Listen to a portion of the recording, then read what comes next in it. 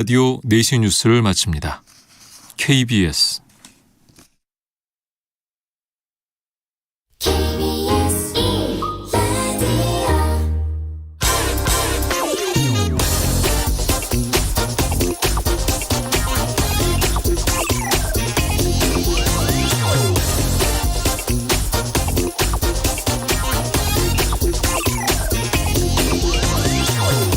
적금을 붓더라도 2년 만기 적금보다는 10년짜리 적금이자가 당연히 더 높습니다.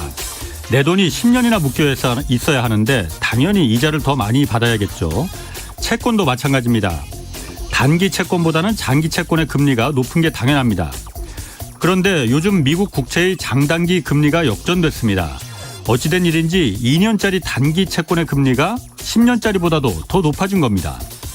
단기 금리는 중앙은행이 정하는 이 기준금리에 직접 영향을 받는데 미국의 기준금리가 지금 올라갈 것이라는 예상 때문에 단기 채권의 금리가 껑충껑충 뛰고 있다는 분석입니다.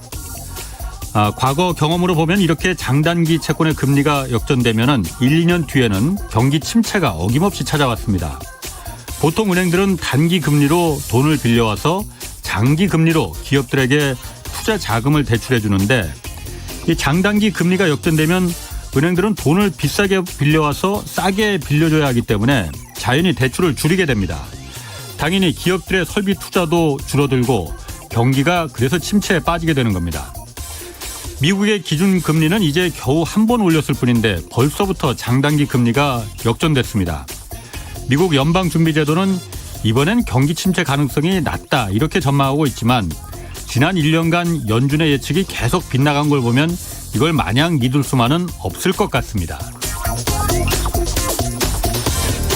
네, 경제와 정의를 다잡는 홍반장, 저는 KBS 기자 홍사원입니다. 홍사원의 경제쇼 출발하겠습니다. 유튜브 오늘도 함께 갑시다.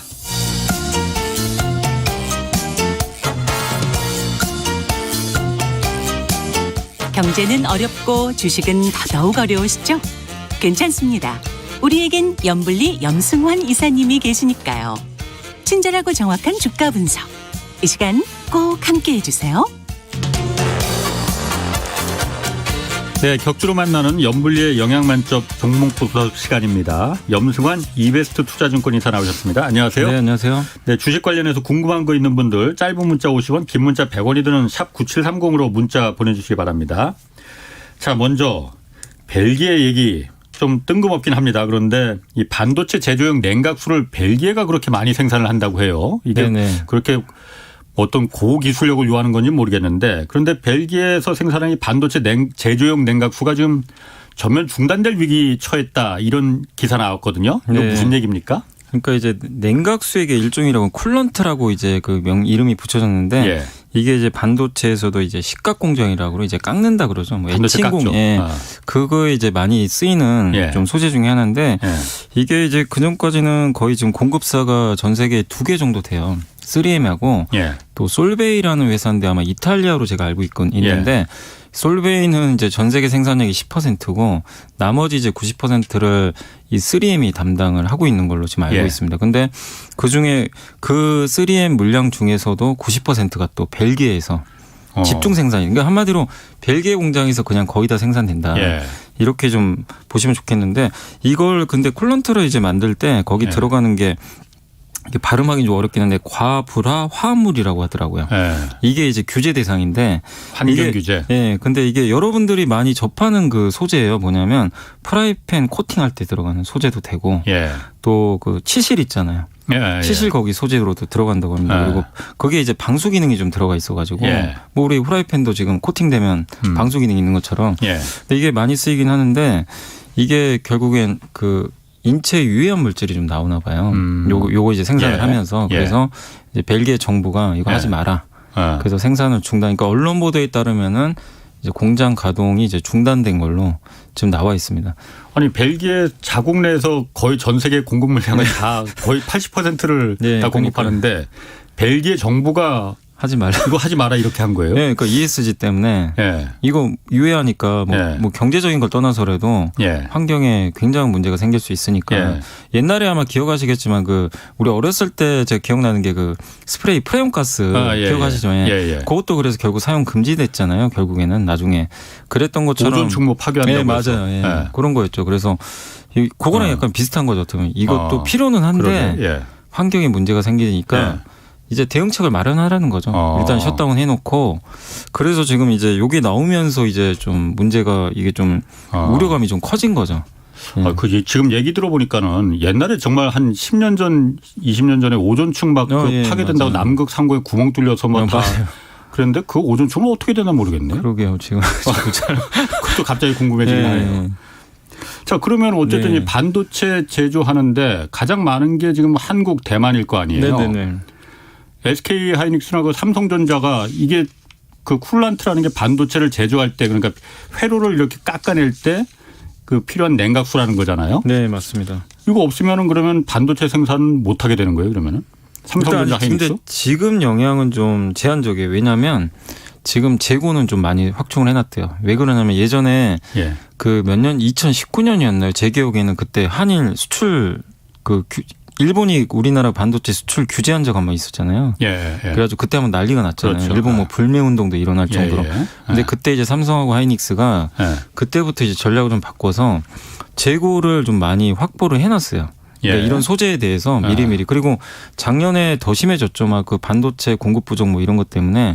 그래서 일단 어느 정도 그 재고는 지금 확보가 돼 있다라는 이제 언론 기사가 좀 있었습니다. 그래서 당장 영향은 좀 그렇게 크지 않은 걸로 일단 좀 나와 있고 그리고 지금 3M 측에서도 그러니까 지금 뭐 이게 장기화될지는 저도 모르겠지만 한 3에서 6개월 정도는 좀 버틸 수 있는 걸로 지금 나와 있고 저번에 아마 네온가스 기억하실 거예요. 우크라이나에서 네온가스 생산되는데 근데 그것도 처음에 좀 큰일이 아닌가 이랬는데 다행스럽게도 삼성전자 또 재고도 많이 갖고 있어서 최근 좀 이슈가 덜 되고 있는데 이것도 지금 현재까지는 영향은 좀 크진 않다. 그리고 3M도 이제 어쨌든 발등에 불이 떨어졌잖아요. 그렇겠죠. 그래서 뭐 정확하게 어떤 식으로 바꿀지 모르겠는데 3M에서 뭐라고 그랬냐면 2천억을 투자해가지고 이거 좀 공정을 좀 바꿔보겠다. 이제 과부하 화합물을 뭐 덜 쓰거나 이런 쪽으로 이제 바꿀 수도 있겠죠. 그래서 2천억 투자해서 이제 공정 개선을 하겠다고 발표는 했거든요. 근데 이게 언제 공급이 될지는 잘 모르겠어요. 제대로 가동이 돼서. 근데 그 시간 동안 삼성전자가 좀 버텨주면 다행인데 너무 이게 장기화 돼버리면 무슨 문제가 발생하냐. 일단 디램 가격은 급등할 거예요. 생산을 못하니까. 그 디램 가격은 급등할 수 쿨란트 냉각수가 공급을 못하면 그게 안 되면 미세 공정 못해요. 애칭을 해야 되거든요. 근데 이게 없으면 애칭 자체가 불가능해지니까. 이건 사실 삼성만의 문제가 아니라 말씀하신 대로 TSMC도 다 필요하고 모든 반도체. 그러면 지금 가뜩이나 비메모리는 반도체 또 없는데 또 난리가 날 거고 디램은 뭐 적정 재고는 있는데 디램이 지금 아직은 가격이 떨어지는데 이게 만약에 쇼티지가 나면 가격이 급등할 가능성도 있는 거죠. 그럼 디램 업황에는 좋을 수도 있어요. 오히려 그런 것들이 좋을 수는 있는데 근데 어쨌든 이제 이게 장기화되면 아예 만들지 못하니까 결국엔 문제가 심각해질 수밖에 없어요. 그럼 장기적으로는 만들지 못하는데 단기적으로는 어쨌든 디램 가격이 급등해서 실적이 좋아지면은 그런 부분은 뭐 예를 들어서 삼성전자나 SK 하이닉스의 주가나 이런 데는 어떻게 영향을 미칩니까? 일단은 오히려 만약에 이런 것 때문에 지금 재고 확보가 안 돼가지고 지금 아직은 재고가 있대요. 많이 있으니까 몇 달은 버티는데 지금 몇 달 후에도 이제 재고 소진됐는데 생산이 안 된다. 그럼 이제 디램 가격이 그걸 눈치채겠죠. 이미 시장에서는. 그러면 이제 급등하겠죠. 그러면 당연히 처음에는 주가도 긍정적으로 반응하겠죠. 왜냐하면 이게 다 실적으로 잡히니까 그렇겠죠. 가격이 굉장히 많이 오를 수도 있거든요. 근데 이제 결국에는 이게 장기화되면 생산을 못 하잖아요. 그럼 매출이 이게 물량도 중요하잖아요. 물량이 줄어드니까 당연히 이제 장기적으로는 또 안 좋은 역효과도 나올 수가 있지 않을까. 그래서 단기적으로는 오히려 뭐 긍정적인 부분도 나올 수도 있겠지만 어쨌든 지금은 이게 재고가 한 3에서 6개월 정도 되니까 이게 6개월 안에 해결될 수 있을지 이걸 좀 지켜봐야 될 것 같습니다. 그러게 뭐 이게 뭐 저야 뭐 기술적으로 그렇게 잘 알지 못하겠지만 아까 말씀하신 그 과부라 무슨 뭐 그 재료가 뭐 인체 환경에 안 좋은 영향을 미쳐서 그거 지금 벨기에 정부 당국에서 쓰지 말라고 한 거잖아요. 네, 맞습니다. 대체제가 있겠죠, 뭐. 근데 지금 대체제를 개발을 하려고는 하는 거는 같은데 아직은 제가 알기로는 좀 마땅한 게 지금 없는 걸로. 그렇군요. 그리고 또 한 가지 지금 ARM이라고 영국의 그 반도체 설계 회사 있잖아요. 네네네. 뭐 반도체계 또 갑 중에 갑이라고 하더라고요. 여기가. 네, 맞습니다. 근데 여기를 원래 지금 그 엔비디아도 한번 인수하려고 했다가 거의 실패를 했고 네. 이번에 그런데 SK 하이닉스하고 인텔이 공동 인수한다는 그 예. 썰이 있어요. 소문이 네. 있어요. 네. 그건 어떤 얘기인가요? 요게 일단 이제 ARM이 어떤 네. 회사인지. 여러분들 이제 사용하는 여기 스마트폰에 보면 이 안에 분해를 보면 이제 AP라고 두뇌가 있어요. 그러니까 네. 우리 그러니까 PC엔 CPU 들어가잖아요. 예, 예. 그러니까 스마트폰은 AP. 예, 이게 예. 통합 칩인데 거기 모뎀 칩 뭐 CPU 같은 두뇌도 들어가 있고. 예. 근데 그 칩을 아하. 설계를 해야 될 거 아니에요. 예. 그 설계 원천 기술을 이 ARM이 갖고 있어요. 그래서 삼성전자도 만들죠. 지금 스마트폰 칩 만들잖아요. 예, 예. 퀄컴도 만들고. 그렇죠. 근데 ARM에다가 이제 로열티를 주고 예. 그 설계를 가져와서 거기서 만드는 거거든요. 그러니까 이제 그러면은 삼성전자나 퀄컴이나 이런 데서 자기네들이 만드는 게 아니고 ARM에다가 우리가 이런 기능이 필요하니 이걸 아니, 좀 그러니까 설계를 그거는 해서- 아니고 그 설계 어떻게 보면 이제 설계 원천 기술이라고 해야 될까요? 그걸 가져와요. 그걸 이제 가져와서 삼성이 예. 이제 직접 만드는 거죠. 거기다 설계를 하고 더. 설계를. 예. 그러니까 이걸 IP라고 하더라고요. 지적재산권 설계 예. 뭐 IP라고 하는데 근데 어쨌든 이게 있어야만 예. 반도체 설계가 가능하니고 예. 제조가 가능하니까. 근데 안드로이드 그쪽에서는 거의 대부분 지금 다 ARM 걸 쓴다고 하더라고요. 예. 점유율이 지금 90% 이러니 그냥 거의 독점이죠. 갑 중에 갑이네. 네, 진짜. 갑이지. 예. 그러니까 이게 없으면 못 만드는 거죠. 예. 한마디로. 그러니까 퀄컴이나 삼성 위에 있는 기업인데 예.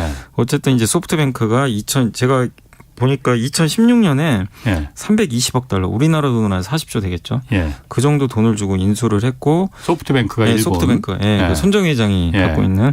그래서 거기가 이제 지분을 인수했는데 그 작년에 엔비디아가 400억 달러 인수하겠다고 발표를 했잖아요. 그랬었어요. 예, 근데 이제 인수 못했죠. 독점 문제 독점, 때문에. 네, 맞습니다. 그리고 기업들이 반대를 하죠. 아. 엔비디아 너가 뭔데 이거 가져가면 너가 갑질하면 어떡하냐. 그렇지. 그러니까 삼성도 불편하고 예. 퀄컴도 불편하고 경쟁자들이 다 반대를 한 거죠. 유럽에서도 독점 문제가 좀 있었고 예. 그래서 이제 결국 매각을 이제 못하고는 있었는데 예. 근데 소프트뱅크가 이렇게 매각을 하려는 이유 중에 하나가 지금 소프트뱅크가 지금 손실이 좀 큰가 봐요. 작년에 그러니까 소프트뱅크가 투자한 기업들 아시죠? 쿠팡. 예. 예. 쿠팡도 성장주 투자를 정말 많이 해놨잖아요. 예. 중국 기업들한테도. 근데 중국에 아마 이름 많이 들어보셨을 텐데 뭐 디디추싱이라고 공유 자동차. 그 회사가 작년에 주가 하락으로 한 4.5조 손실을 봤대요. 소프트뱅크가 디디 추싱도 갖고 있나 보죠? 지분도 투자해놨어요. 그리고 쿠팡도 지분 안 팔겠다고 했거든요, 원래. 예. 근데 팔아가지고 3조 원을 팔아버렸어요. 그러니까 뭐냐면 지금 돈이 좀 부족한 거죠. 예. 왜냐하면 성장주들이 다 무너지다 보니까 손실이 이제 커지다 보니까 이 상태로는 일단은 현금을 좀 확보하기 위해선 이게 그 ARM만 이 매각을 해도 거의 50조 현금이 들어오거든요. 워낙 갑중에 가는 회사니까. 그러니까 이 기업을 일단 이제 현금을 하자. 이렇게 좀 그러니까 자기네가 좀 급한 거죠 지금 현금 때문에. 근데 그 정도로 급하려나? 그러니까 이제 작년에 갑자기 판다 그래서 깜짝 다 놀랬거든요. 왜 이렇게 좀 이거 굉장히 알짜 회사잖아요. 그러니까 이게 그야말로 황금알을 낳는 거위를 알을 빼면 배를 가르겠다는 거 아니에요? 네. 근데 이제 그걸 매각한다는 건 결국 다른 데서 좀 문제가 생겼으니까 어쩔 수 없는 거 아니냐. 왜냐하면 이거 갖고 있는다고 지금 현금이 되는 건 아닌데 다른 데서 현금이 유출돼 버리면 이 비전 펀드라 그러죠. 손정희 회장이 만들었던 이게 또 타격 받을 수밖에 없고 그러니까 작년에 이제 올해까지 성장주가 안 무너졌으면 이렇게 뭐 급하진 않았을 것 같은데 그런 부분이 이제 매각을 좀 하게 만들었던 것 같고 그래서 근데 매각이 안 됐잖아요. 어쨌든 그래서 이제 IPO 기업 공개 쪽으로 바꾸긴 했어요. 그러니까 ARM이 그러면 상장이 안 된 회사예요? 안 되는 회사예요. 왜냐하면 지분 100% 갖고 있어요. 이 소프트뱅크가 75, 비전 펀드가 25%.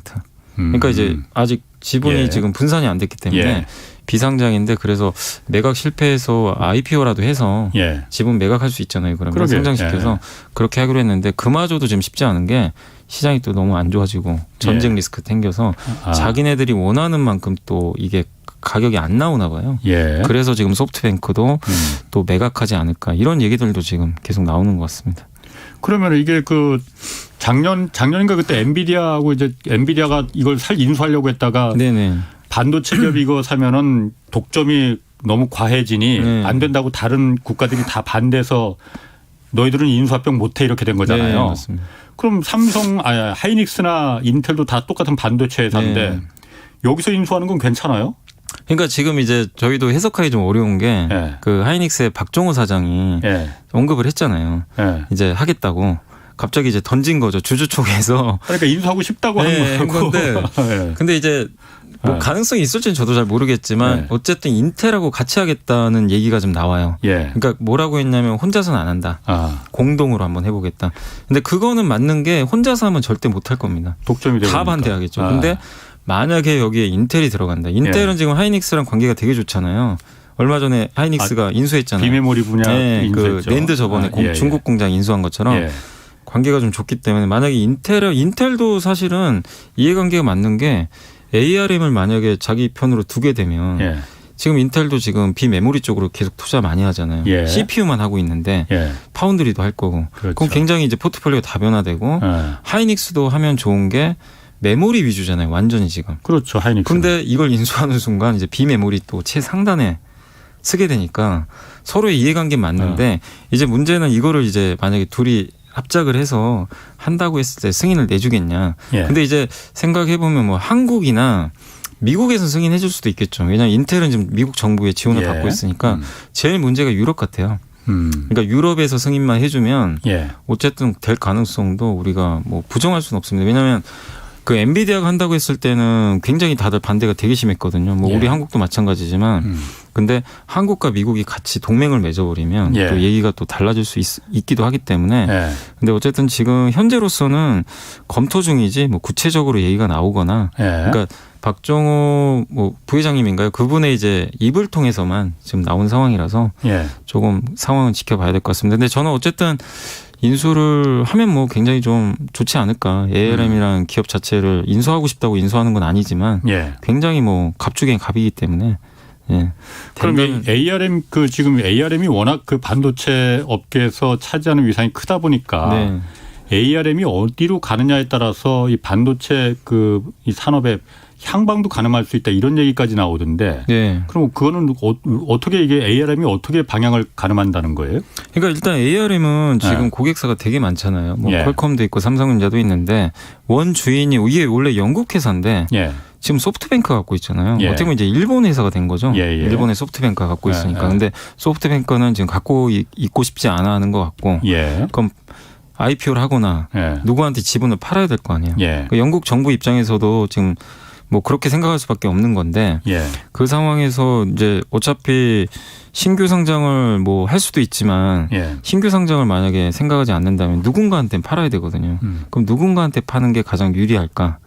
이거 이제 우리나라 입장에서 생각을 해보면 당연히 우리는 우리나라 기업이 인수하는 게 예. 가장 좋죠, 사실은. 예. 뭐 엔비디아나 인텔이 인수하는 것보다. 근데 혼자 하긴 좀 어려우니까 예. 인텔과 손을 잡으면 좀 변수가 생기지 않을까 이렇게 예. 보고 있고 좀 아쉬운 거는 삼성전자도 좀 이런 데 적극적으로 뛰어들면 좋을 텐데 예. 전자는 뭐 아직까지는 어떤 M&A 얘기도 안 나오는 것 같더라고요. 하더라고요. 독점 이슈 때문에 그런 거 아니에요? 그러니까 당연히 독점 안 때문에 될까 봐? 이제 손을 잡는 거죠. 아. 좀 여러 회사들하고 아. 같이 지분을 나눠서 사면 되거든요. 그렇게 되면 독점 이슈를 좀 피해갈 수 있는 피해갈 건가요, 수 있죠, 그러면? 일부는. 예, 이제 나눠 가지게 되니까. 그렇군요. 근데 이제 한 회사가 가져가면 문제가. 네. 그래서 엔비디아도 못했던 거거든요. 그렇군요. 예. 7373님하고 6581님, 5854님 등 많은 분들이 이 쌍윤차 인수 소식 궁금해하는 그 의견들을 많이 좀 물어보셨거든요. 아, 쌍방울이요. 에디슨 모터스가 쌍용차 인수에 이제 부적격 판정받은 건 이제 맞는 네, 것 다들. 같고 예. 쌍방울이 컨소시엄 구성해서 인수한다는데 이거 어떻게 되는 건지 쌍방울 주가가 지금 계속 오르나 보죠? 예, 최근에 이제 쌍용차를 이제 인수를 하게 되면 외형이 되게 커질 수가 있잖아요. 그러니까 근데 약간 좀 저는 우려도 좀 되는 게 쌍방울하고 지금 쌍용차하고 이게 매칭이 전혀 안 되거든요. 같은 이게 그러니까 이름은 비슷한데 아니 아시겠지만 속옷 회사잖아요. 예. 그러니까 쌍방울하고 예. 쌍용차가 결합을 해서 뭘 한다는 건지 저는. 예. 그러니까 기존에 뭐 이렇게 에디슨 모터스는 그래도 뭐 전기차를 해본 기업이니까 연결고리가 좀 있긴 있는데 예. 쌍방울은 아무리 생각해봐도 이거를 왜 인수하는지도 솔직히 지금 모르겠고요. 예. 증권가에서도 좀 평가하기로는 과연 인수 자금이 좀 있을까? 왜냐하면 쌍방울이 지금 매년 적자를 내요. 지금 3년째 계속 적자 나고 이거 작년만 해도 186억의 적자를 또 냈어요. 예. 근데 이런 상황에서 지금 실적은 본업은 안 좋아지는데 예. 쌍용차를 또 무리하게 인수하다가 예. 인수대금 이거 낼 수는 있겠냐. 그러네. 이제 이런 우려감도 있는 거죠. 근데 어쨌든 인수를 한다고 하니까 뭐 주가에는 긍정적으로 작용하는데 예. 또 솔직히 좀 걱정도 돼요. 그렇죠. 에디슨 모터스도 그랬잖아요. 예. 이게 그리고 뭐 싼 기업도 아니잖아요. 꽤 예. 큰 금액을 또 내야 되는데 예. 이거를 낼 지금 체력이 달. 그러면 이거를 하려면 저는 쌍방울 단독보다는 예. 컨소시엄을 맺어야 될 것 같은데 뭐 예. 거기에 대해서도 얘기는 아직 없는 것 같고 예. 그러니까 구체적으로 나와야 될 것 같아요. 예. 근데 지금은 일단 인수를 한다고 하니까 뭐 시장 참가자들은 일단은 좀 좋게 보고 좀 주가 올라가는 거 아닌가 싶긴 한데 저는 좀 개인적으로 어쨌든 좀 주의를 하셔야 되지 않을까. 에디슨 같은 경우에는 지금 그 거래가 정지됐죠. 거래 정지됐고요. 그러니까 예. 그 감사 보고서 제가 알기로는 의견 거절인데 예. 감사 보고서가 이제 그 3월 말까지 나오는데 예. 그게 적정 판결 외에는 거의 대부분 다 상패 대상이에요. 상장 폐지. 네, 그러니까 적정은 적정한 거고 하나가 이제 한정. 예. 한정은 조금 이제 약간 의견 충돌이 좀 일부 있어요. 예. 한 개나 두 개 항목에 대해서 예. 재무제표에. 그래도 그것도 이제 상패 대상입니다. 코스닥 예. 같은 경우. 그리고 의견 거절은 재무제표를 봤는데 회계사가 예. 의견을 못 내는 거예요. 예. 내야 되는데. 그러니까 문제가 좀 있다는 거죠. 예. 그리고 이제 비적정은 아예 적정하지 않게 재무제표를 쓴 거고. 예. 그러니까 이 총 4개거든요. 근데 예. 거기서 의견 거절이에요.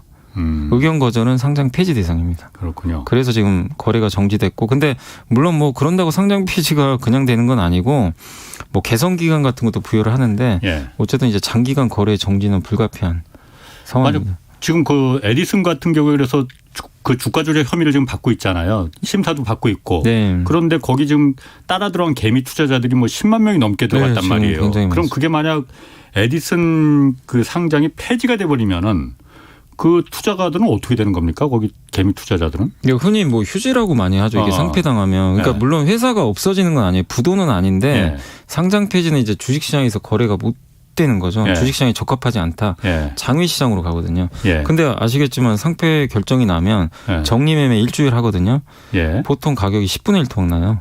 정리매매 될 때. 정리매매면은 그 상장 폐지가 되는데 그 주식을 누가 사요? 마지막 기회를 줘요. 이제 팔으라고. 사는 사람이 있어야 될 거 아니에요? 사는 사람도 있긴 있어요. 아, 그 있어요. 예, 있긴? 왜냐하면 회사가 없어지는 건 아니거든요. 아. 주식은 그대로 남아 있어요. 헐값에 회사도. 그냥. 그러니까 부도 나서 회사가 파산하면 없어지는 건데 예. 이 에디슨 EV는 뭐 부도 나거나 그런 건 아니잖아요. 예. 근데 그 조건이 안 맞아서 지금 상폐 대상이니까 회사는 예. 그대로 남아 있어요. 그럼 주식도 그대로예요. 예. 대신에 주식 가치가 폭락하는 거죠. 그래서 이제 제값을 못 팔고 그러니까 만약에 그렇게 결론이 나서 거래 정지 후에 상패로 결정이 났다. 예. 그러면 일주일간 그 거래를 풀어줍니다. 마지막 거래. 그때 이제 결정을 하시는 거죠. 팔 수도 있고 그냥 난 못 팔겠다. 그냥 예. 뭐 장외 거래도 할 수는 있거든요. 나중에. 예. 뭐 그때까지 가져가시면 분도 있고. 근데 그건 이제 주주분들이 결정하셔야 되는데 10만 이제 개인 투자분들의 피해는 지금 불가피한 상황입니다. 만약에 지금 그 대주주들은 다 지금 그 이익을 챙기고선 다 팔아버리고 떠났잖아요. 많이 그럼 그랬다고 예를 그러더라고요. 들어서 예. 그 소액주 개미 투자자들이 소액주주들이 그 대주주들한테 책임을 물어서 소송을 걸거나 이럴 수는 있는 겁니까?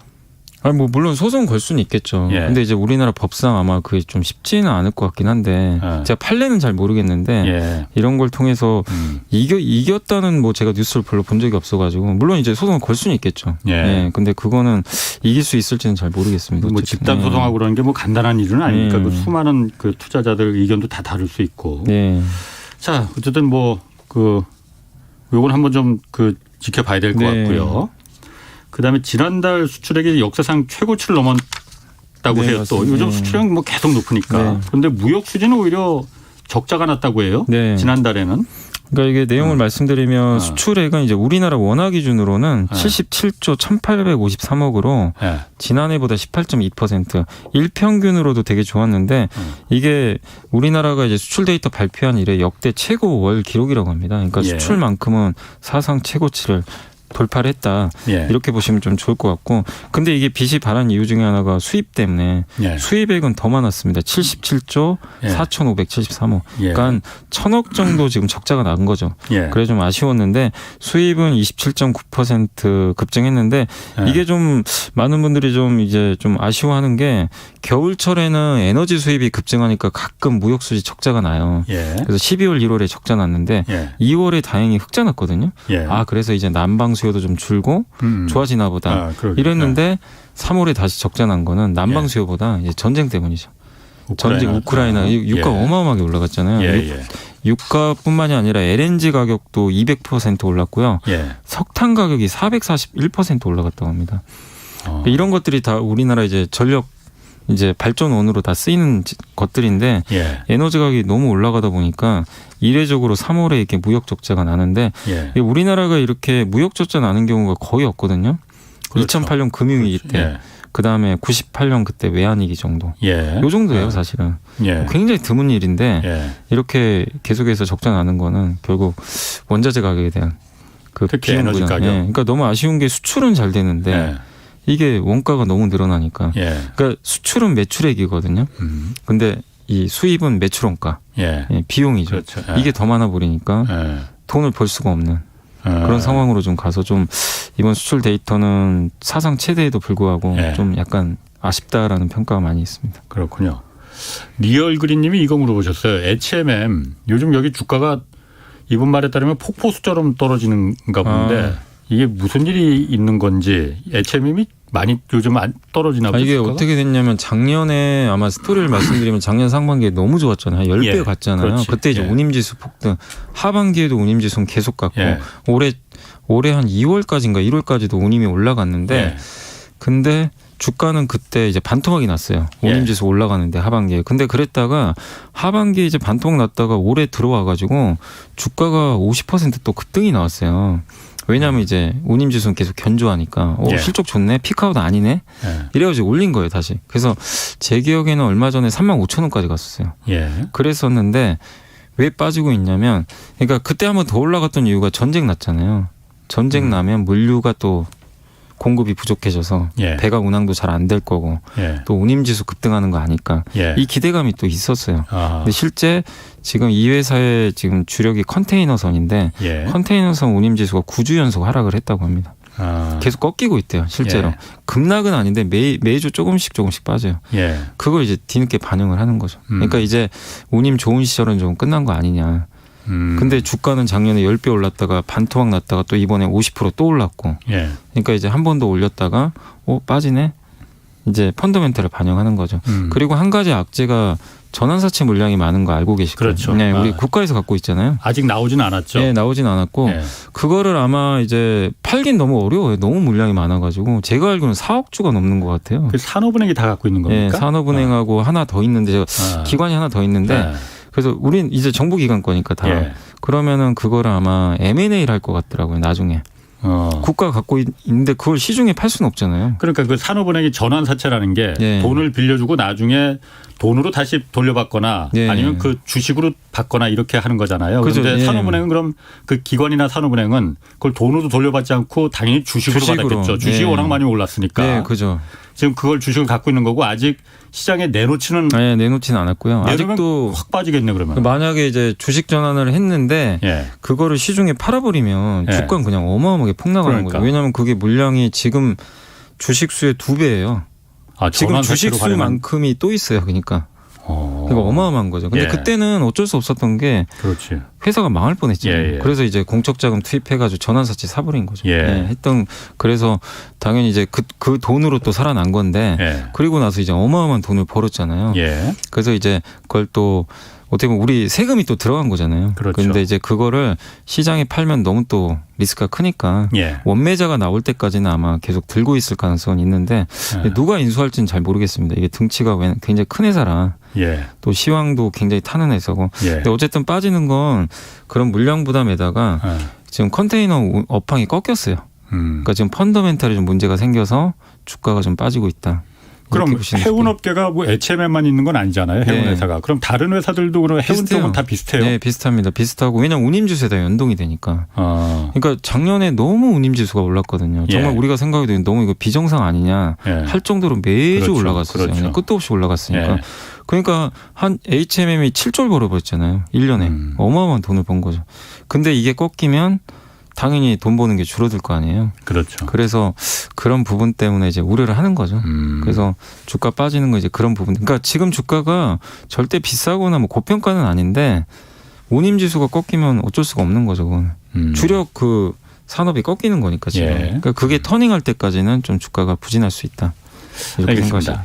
에너지 문제 조금 더 좀 짚어보면은 네. 그 러시아가 그 천연가스를 유럽에 지금 다 거의 절대량을 공급하는데 이거를 루블화로 러시아 돈 루블화로 대금을 지급해야 된다. 네. 그렇지 않으면 가스 공급 끊겠다 이렇게 얘기를 했어요.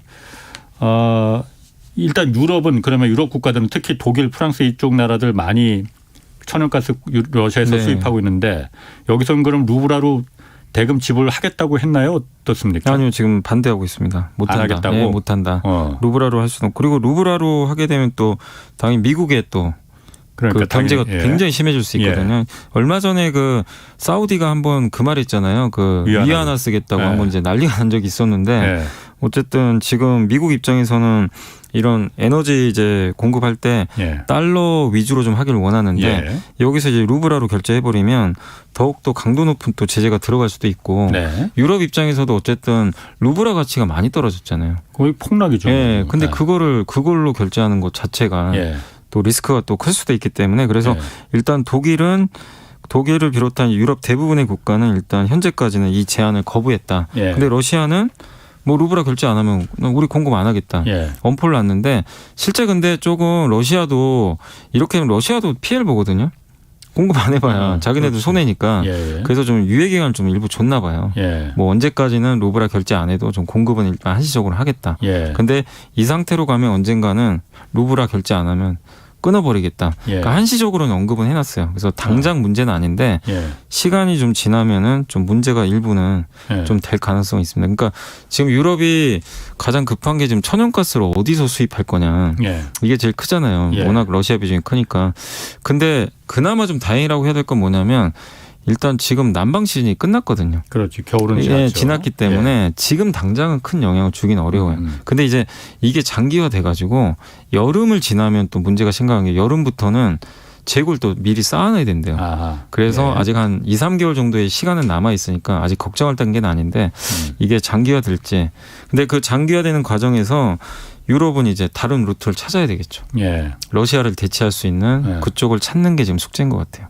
아니 러시아는 그러면 일단 이걸 루블화로만 받겠다고 하는 그 의도가 그 뭐예요 그러면은? 그러니까 이제 무슨 이득이 되는 거지, 러시아는? 협박하는 거죠, 협박. 그러니까 지금 협박? 예, 어떻게 보면 협박일 가능성이 높은 게 예. 이렇게 안 하면 그러니까 자국의 통화를 안 써주면 예. 우리 공급 끊겠다. 왜냐하면 이제 독일이 제일 문제거든요. 예. 독일은 파이프라인으로 직접 받거든요, 지금 예. 예. 일부를. 근데 그걸 끊어버리면 예. 독일은 천연가스로 산업 생산을 많이 하거든요. 예. 원자력을 거의 배쳐가고 있잖아요. 예. 그렇기 때문에 독일 그렇다고 신재생으로 당장 할 수도 없고. 그렇죠. 그럼 예. 만약에 천연가스 없으면 경제가 좀 굉장히 좀 어려워질 수. 그러니까 이 제조업이 휘청일 수밖에 없는 거죠. 이제 이걸 아는 거죠. 어떻게 보면 이 러시아 입장에서는. 예. 그 독일을 겨냥했다는 좀 얘기가 많아요. 예. 왜냐하면 영국이나 이런 데는 좀 다변화를 많이 해놨는데 예. 그래서 약간 좀 협박용이 아닐까 싶은 게 또 그 근거가 뭐냐면 한다고 했다가 갑자기 말을 바꿔서 이때까지는 좀 유예해 주겠다. 또 말을 예. 바꿔서 당장 안 하겠다고 얘기를 했다가 예. 살짝 또 말을 바꿨어요. 음. 그러니까 약간은 이제 좀 협박용이 아닌가. 좀 그런 좀 얘기도 나오는 거죠. 그럴 수도 있겠네. 네. 제가 뭐 정치까지 잘 모르겠지만 지금 그 천연가스가 또 많이 나오는 나라 카타르 있잖아요. 카타르죠. 우리나라는 거의 다 카타르에서 수입한다고 해요. 예. 배로. 예. 여기서도 그래서 유럽 국가들도 아무래도 카타르 그럼 지금 좀 볼 거 아니에요. 네네. 러시아가 진짜 밸브 잠궈버리면은 네. 큰일이니. 예. 그럼 예를 들어서 카타르로 만약 그 유럽 국가들이 그 수입선을 좀 그 옮기면은 우리나라 같은 경우도 카타르하고 지금 천연가스 장기 공급 계약을 네, 맺고 맺었어요. 있다면서요. 네. 그러면은 우리나라는 어떤 영향이 있는 거 아니에요? 그러면은 뭐 가스 그러니까 가격이 올라가거나 당연히. 그러니까 이게 좀 예. 어려운 게 독일, 프랑스, 벨기에, 지금 이탈리아라고 나왔는데 예. 그 뉴스에는 이 국가들이 지금 카타르와 공급 계약을 맺겠다. 예. 논의 중이다 이런 얘기가 나왔는데 원래 지금 카타르는 2018년부터는 그 유럽이 반독점 조사를 했나 봐요. 그래서 유럽하고 지금 이게 관계가 좀 악화됐어요. 유럽 수출을 지금 거의 못하는 상태고 유럽에서 반독점으로 뭘 걸었다고 하는데 예. 그래서 카타르가 이제 고육지책으로 아시아로 돌려버렸거든요. 카타르가 이제 세계에서 대표적으로 천연가스가 굉장히 많이 생산이 되기 때문에 예. 그래서 카타르 수출 물량의 대부분이 한국과 일본 이쪽으로 그렇죠. 가거든요. 예. 근데 이제 만약에 뭐 카타르 입장에서야 뭐 여기저기 주면 좋겠죠. 예. 걔네들 입장에서는 더 비싼 값 받고 예, 뭐더 할 수 있지. 유럽에 예. 하면 좋으니까 또 더 예. 가까우니까 물류 비용도 적게 들 수도 있고. 예. 근데 그런 건 좋을 수는 있는데 이 상태로 만약에 갔을 때 과연 우리 한국과 일본이 반발할 가능성이 굉장히 높거든요. 왜냐하면 유럽의 물량을 뺏겨버리면 가격은 오르겠죠 또. 가격 튈 수도 있고 예. 우리 한국과 아니면 또 일본도 피해를 받을 수가 있어요. 예. 물량을 100 받던 걸 이제 80으로 야 너네 80만 가져가. 예. 20은 유럽 줘야 돼. 이러면 나머지 20을 어디서 충당을 해야 되는데 예. 그걸 또 마련하기 쉽지 않고 예. 충당할 수 있는 데가 제가 봤을 때 미국이나 이런 데밖에 없어요. 네, 미국이 예. 제일 많이 또 수출하거든요. LNG 예. 같은 경우. 그래서 지금 미국도 유럽으로 좀 많이 수출을 하는 편인데 예. 어쨌든 지금 독일이나 이런 나라도 유럽 이제 러시아가 끊겠다는 거죠. 예. 러시아랑 끊는 순간 대체제를 마련해야 되는데 가장 근거리에 있는 데가 이란 아니면 카타르예요. 예. 이란은 지금 제재 때문에 못 들어오잖아요. 예. 이란이 풀리면 또 달라질 수도 있어요. 그럼 뭐 카타르는 우리나라한테 주고 이란이 유럽에 주면 되니까. 예. 근데 이란 제재가 언제 풀릴지 예. 모르는 상황에서 가장 유럽과 가까운 게 카타르니까 결국 유럽도 이제 여기에 손을 내미는데 이게 어떻게 될지 모르겠고 근데 어쨌든 독일은 좀 급한 게 FSRU라고 있어요. 이게 뭐냐면 그 여러분들 배 중에 엄청 큰 배인데 이게 그 부유식 저장 설비라 그래가지고 배에서 이 밑에다가 이제 이 해상에다가 구멍을 뚫어가지고요. 예. 천연가스를 이렇게 시추하는 배가 있어요. 그거 3개 투자한다고 지금 발표가 났나 봐요. 독일에서. 예. 그러니까 그 천연가스 직접 시추하겠다. 이제 급한 거죠. 독일도 이제 그 배가 있어야 수출을 하니까. 예. 그래서 우리나라에 뭐 발주할 거란 얘기도 일부 있는 것 같더라고요. 그 어쨌든 우리나라에서 그런 드릴링 쉽이나 그런 건 LNG 좋은 거죠. 운반선 같은 것도 많이 만들잖아요. 네.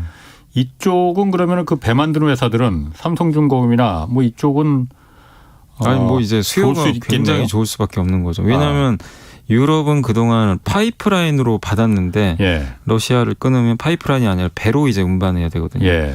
뭐 카타르에서 독일까지 뭐 파이프라인 설치할 수는 없으니까 그럼 배가 많이 필요하고 지금 그렇겠네. 미국에서도 지금 배로 가잖아요. 미국은 다. 예. 그럼 배가 많이 필요하고 그리고 그 독일이 뭐라고 했냐면 LNG를 이제 배로 실어 나르려면 예. 자기네 그 터미널이 있어야 되거든요.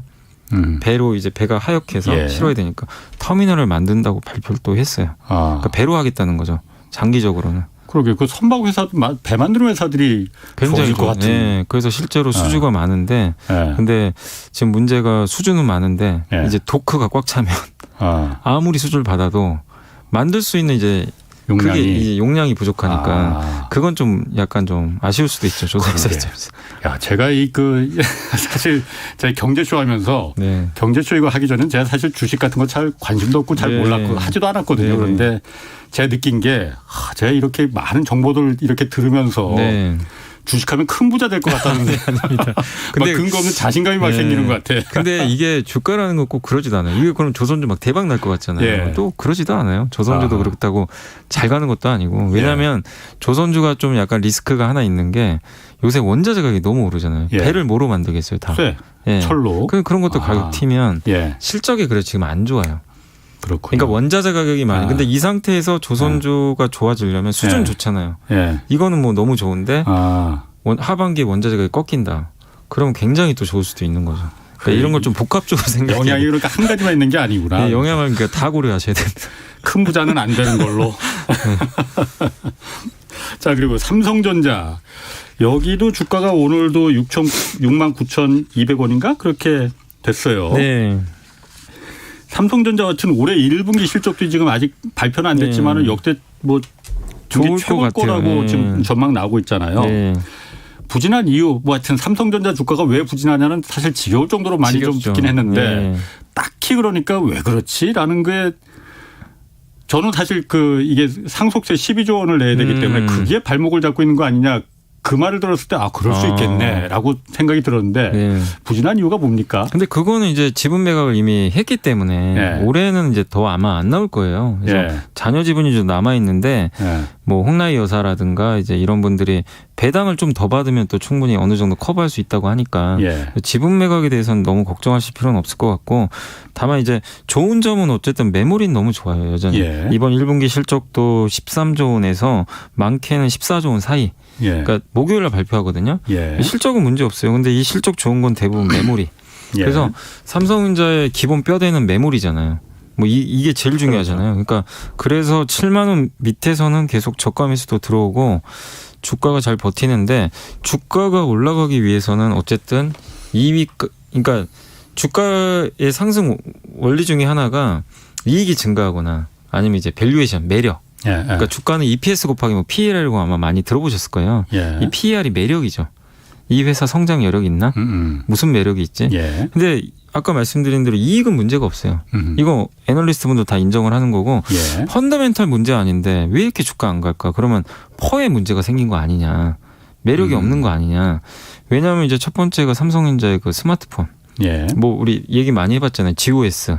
이게 결국 이제 브랜드 가치를 훼손시키고 초등학생들도 지금 아이폰으로 바꿔달라고 할 정도니까 예. 이게 문제가 좀 생각보다 크다는 거죠. 아. 애플하고 그래도 예전에 경쟁을 했는데 예. 이제 애플하고도 완전히 밀리는 거 아니냐. 예. 그럼 이제 삼성의 스마트폰이 안 팔리면 삼성 입장에서도 뼈아픈 게 여기에 반도체 공급도 하고 비메모리 반도체 삼성 것도 들어가잖아요. 예. 그럼 그게 이제 수요가 줄 수밖에 없잖아요. 예. 그러니까 그런 비메모리 쪽으로도 문제가 생기고 예. 또 비메모리 쪽에서도 이번에 엑시노스를 야심차게 내놨는데 열을 못 잡아가지고 그 칩. 예, 아, 칩 예. 열 그러니까 성능은 되게 좋대요. 예. 근데 너무 뜨거워진다고 하더라고요. 예. 이걸 못 잡았으니 그러면 사실 어떻게 보면 좀 무용지물이잖아요. 예. 아무리 스펙이 좋아도 예.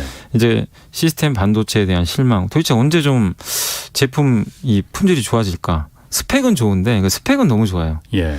근데 스펙은 좋은데 최적화가 안 된 거죠. 아하. 그러니까 이제 너무 고사양 제품인데 사실상 이제 쓰기가 좀 어려운 그런 상황이고 그다음에 이제 파운드리도 작년부터 저도 항상 그 얘기했던 게 올해는 한번 파운드리 기대해 볼 만하다. 예. 뭐 언론 보도도 그렇게 나왔고 수율도 잡혀가고 근데 지금 최근에 나온 뉴스는 파운드리도 좀 위기다. 5나노, 4나노, 3나노로 갈수록 공정은 어려워지는데 예. TSMC에 비해서 밀리고 있고 예. 얼마 전에 퀄컴한테 고객도 뺏겼다니 그 예. 퀄컴이 TSMC로 바꿨다. 예. 뭐 이런 얘기도 나오고 그러니까 결국엔 좀 복합적이긴 한데요. 삼성전자에 대한 좀 약간의 기대치가 높았는데 예. 이런 일련의 사건들이 발생하니까 이익은 좋게는 거 알겠는데 삼성전자를 왜 사야 되지? 예. 매력이 있나? 이 돈이면 차라리 뭐 TSMC 사는 게 낫지 않나? 예. 애플 사는 게 낫지 않나? 이게 하나 있고 그다음에 이건 저의 개인적인 생각인데 예. 주가 부진한 이유 중에 하나는 현금 100조 원에 대한 좀 실망이 아닌가.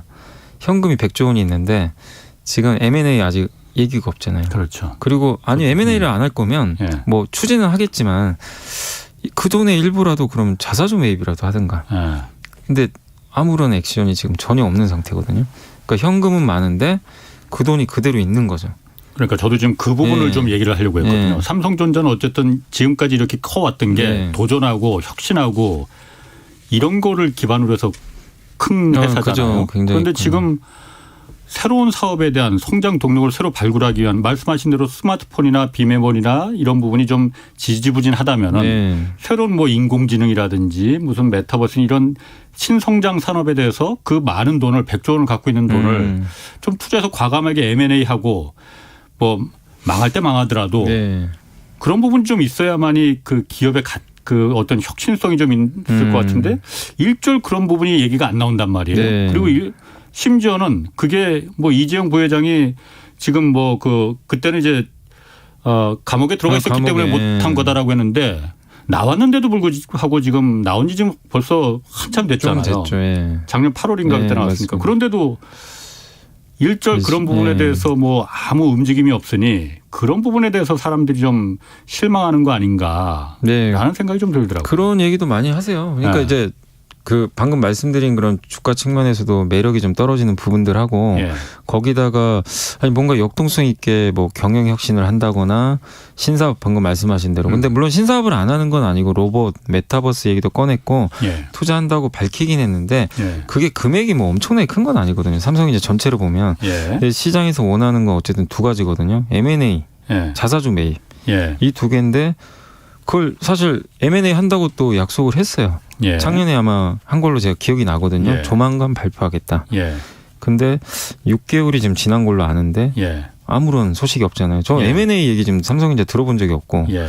그리고 그러면 M&A가 좀 힘들면 M&A가 좀 어렵잖아요, 사실. 뭐 반독점 이슈도 있으니까 망할 수도 있고. 돈도 많이 들어가고. 그래서 그리고 거기 원매자가 당연히 또 이게 지분을 넘겨야 되니까 그렇지. 물론 혼자 할 수는 없는 건데 뭐 그건 이해할 수 있는데 그러면 100조 원의 현금 가지고 뭐 반도체 투자도 하겠지만 몇십 조 남을 거란 말이에요. 이 돈 가지고 왜 자사주 매입도 안 하냐. 주가 부양이라도 해달라는 거죠. 근데 애플은 작년에 100조를 샀거든요. 자기 주식만. 근데 삼성전자는 지금 아무런 액션이 없어요. 배당은 좀 줬는데 그러니까 자기 주식 매입에 대해서 너무 인색한 거 아니냐.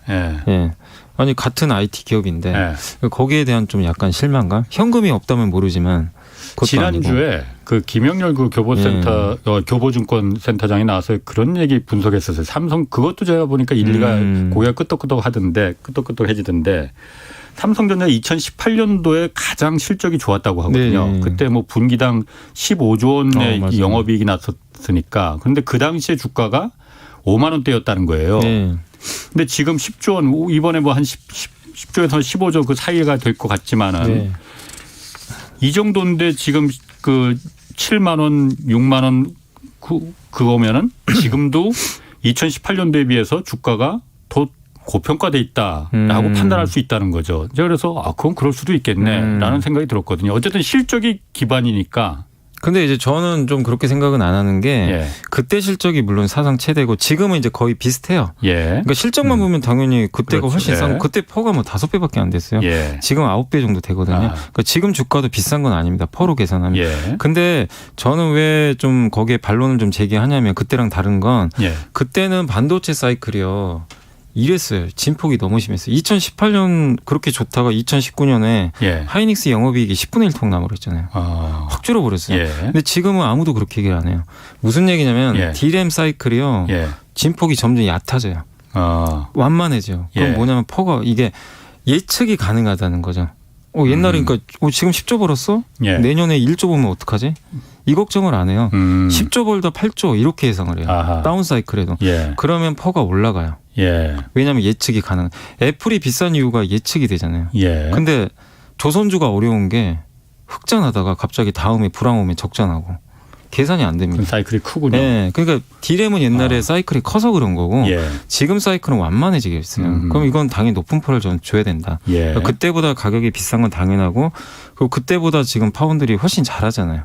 어쨌든 당시보다는 훨씬 커졌고 그렇기 때문에 저는 삼성전자 너무 그 이익만 가지고 비교하는 거는 저 개인적으로는 좀 무리가 좀 있는 것 같고 거기에 좀 플러스 알파로 그때랑은 좀 상황이 달라졌기 때문에 그 반도체 사이클이 그래서 지금 7만 종대 전자에서 지금 유진하는 게 저는 그 이유 때문이다. 더는 안 빠지잖아요. 근데 진짜 안 좋으면 더 빠져야 되는데 근데 못 가는 거는 7만 전자 이상을 가려면 나머지가 좀 잘해줘야 되는데 이거 사람들이 지금 기대를 못해요. 자사주 매입도 안 하고 M&A도 없는 것 같고 파운드리도 아직 좀 그런 것 같고 그래서 주가가 여기서 그냥 횡보하는 게 아닌가. 자사주 매입은 그 꼭 해야 되는 겁니까 그러면은? 아니 좀 뜬금없는 질문인가? 해야죠. 그냥 주가 방어를 위해서? 아니요. 저는 하는 게 좋다고 생각합니다. 그러니까 누구의 이익을 위해서? 주주들의 이익을 위해서? 왜냐하면 주당 가치가 올라가요. 그리고 지금 소액 주주가 500만이 넘잖아요. 500만, 600만인데 어쨌든 왜냐하면 현금을 만약에 안 써요. 그러니까 삼성전자가 투자도 엄청 앞으로 더 해야 되고 현금을 쓰기가 빠듯하다. 그러면은 뭐 당연히 그거보다는 신사업 투자한 게 더 나은데 왜냐하면 지금 돈은 100조 있는데 액션은 없고 그러면 그중에 뭐 100조를 하라는 얘기가 아니라 10조라도 해주면 10조도 적은 돈이 아니잖아요. 그렇죠. 아니 1조라도 이렇게 해주면 좋은데 주주 환원에 대한 얘기가 예전에 얘기는 약속은 했는데 뭔가 좀 없어요. 주가는 그러니까 부진한데. 자사주 매입이라는 건 그러니까 그 대기업 대주주들이 그러니까 삼성 오너 일가가 예를 들어서 시중에 삼성전자 주식이 10,000주가 있으면은 그걸 갖다 그 중에서 한 1,000주를 사주면은 시중에 유통되는 주식 물량이 9,000주밖에 없으니까 주가가 그만큼 올라갈 거니까. 그게 이제 자사주라는 게 두 가지인데 방금 말씀 대주주가 사는 것도 있는데 이제 제가 말씀드리는 거는 회사가 유보금 있죠. 쌓아놓은 100조. 그거 회사 돈으로 사는 거예요. 회사 돈으로 직접 유보금으로. 그 돈으로. 그러니까 은행에 넣어놓는 것보다 자기 주식 샀는데 만약에 네이버가 그 대표적인 사례예요. 옛날에 네이버가 옛날에 주가 쌀 때 자사주 예. 매입 엄청 했는데 그게 주당 가치가 올라가니까 현금보다 가치가 훨씬 비싸져 버렸거든요. 예. 아하. 한 5조 원 됐어요. 옛날에 1조가 안 될 때 샀는데. 예. 그러니까 주가 올라가면 또 회사도 좋은 거죠. 아, 그래서 저는 현금보다는 그게 낫지 않나. 그럼 그 투자자들은 저 회사는 내가 투자한 삼성전자, 네이버 저런 회사들은 항상 우리의 이익을 우선시 생각한다. 이런 이미지도 그럼요. 붙일 수가 있는 주주 거군요. 친화적이구나. 아. 그래서 워런 버핏이 자사주 매입하는 기업들을 선호하는 게 그런 이유 때문이거든요. 그렇군요. 예. 아이고 오늘 재밌는 얘기 아주 재밌게 잘 들었습니다. 지금까지 염승환 이베스트 투자증권이사 함께했습니다. 네, 고맙습니다. 감사합니다. 자, 내일은 김영익 서강대 교수와 현재 경기 국면 어디에 지금 위치해 있는지 그리고 자산 배분 어떻게 해야 할지 자세히 좀 살펴보겠습니다. 지금까지 경제와 정의를 다잡는 홍반장 홍사원의 경제쇼였습니다.